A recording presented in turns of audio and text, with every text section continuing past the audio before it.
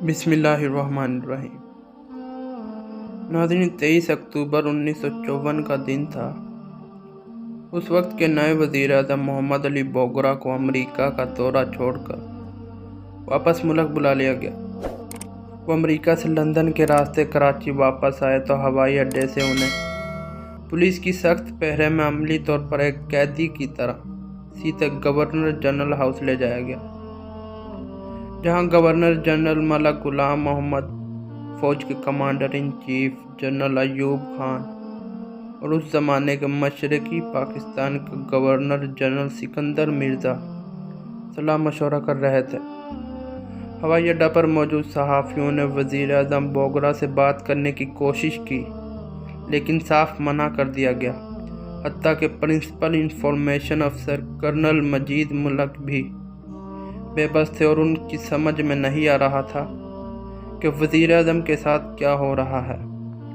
اس دن کراچی میں بھاری تعداد میں فوج کے دستوں کو نقل و حرکت کرتے دیکھا جا سکتا تھا۔ طرح طرح کی افواہوں کا بازار گرم تھا اور کیا سرائیوں کا زور تھا۔ وہ آشوب انگیز رات تھی۔ پوری رات صحافی انجانے اہم اعلان کا انتظار کرتے رہے۔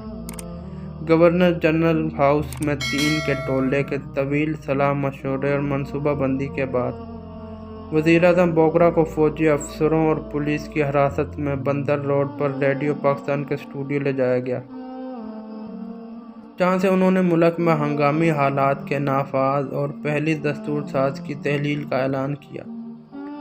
یہ اعلان اس وقت ہوا جب دستور ساز اسمبلی نے آئین کے بنیادی اصولوں کی کمیٹی کی رپورٹ منظور کر لی تھی اور ملک کے پہلے آئین کا مسودہ 6 روز بعد ایوان میں پیش کیا جانے والا تھا۔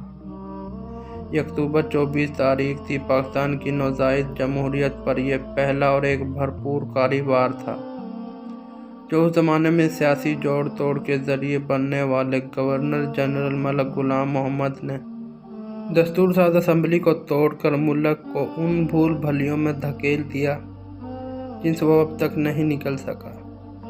ناظرین، ویڈیو پسند آئے تو لائک اور شیئر ضرور کیجیے گا اور ہمارے چینل کو سبسکرائب بھی ضرور کر لیجیے گا۔ ملتے ہیں کسی نئے ویڈیو میں، تب تک کے لیے اجازت دیجیے۔ اللہ حافظ۔